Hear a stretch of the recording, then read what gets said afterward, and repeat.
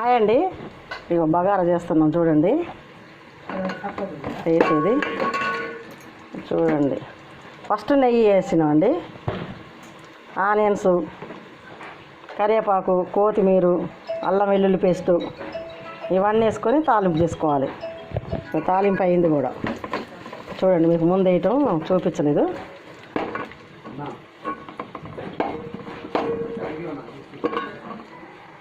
తాలింపు అయిపోయిందండి.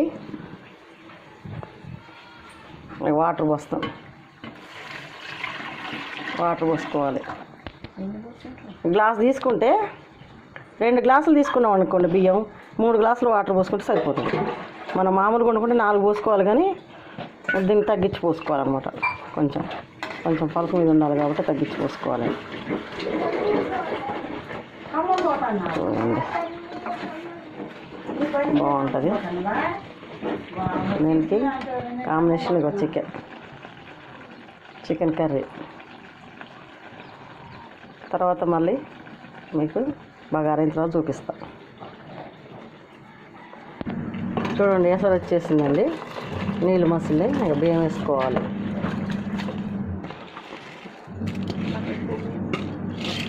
ఇది అందరు తెలిసే ఉంటుంది, కానీ ఒక్కొక్కరు ఒక్కొక్క రకంగా చేస్తారు అంతే.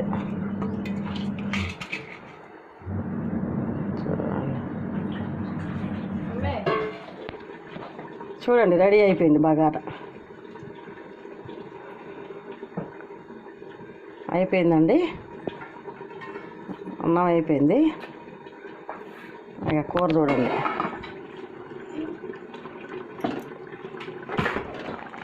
Chicken curry combination.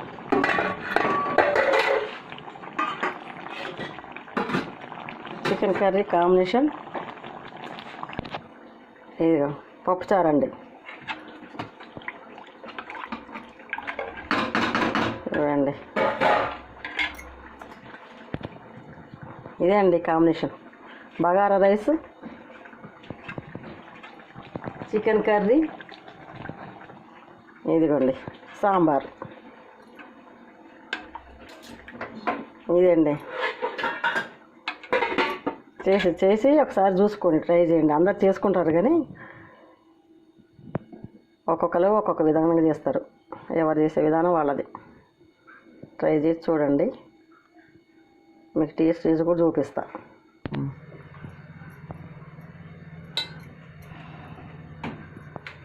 చూడండి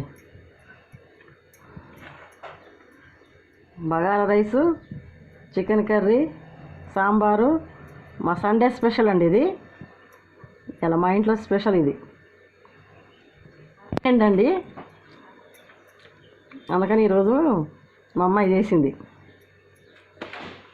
చూడండి